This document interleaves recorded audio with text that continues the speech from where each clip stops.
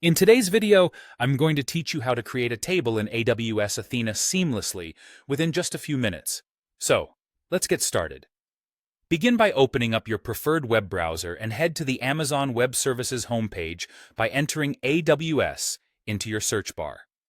You'll need to log in to proceed, so go ahead and enter your credentials to access the AWS Management Console. If you don't have an account yet, you'll need to create one.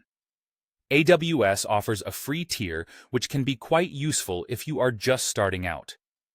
Once you're logged in, it's time to prepare your data for analysis.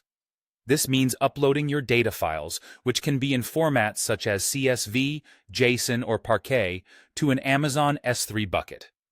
S3 is Amazon's storage service, and it acts as the primary storage for all your data. Make sure your data is organized logically in the bucket.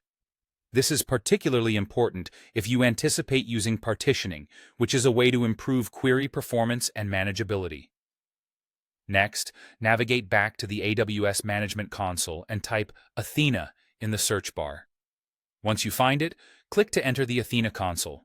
Here, you'll have the option to select an existing database if you've created one before.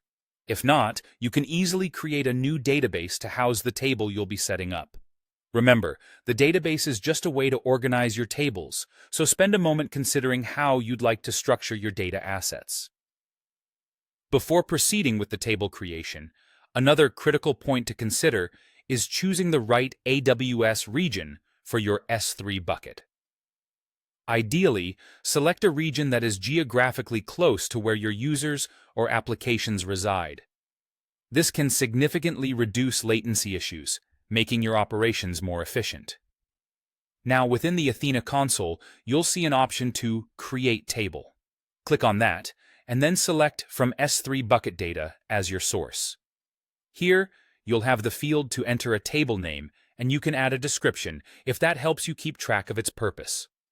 Following that, specify the S3 bucket and its prefix where you've stored your data. Next, select the data format used for your files, such as CSV, JSON, or Parquet. This is crucial as it ensures Athena interprets the data correctly. Then, define your table's columns, specifying their names and data types.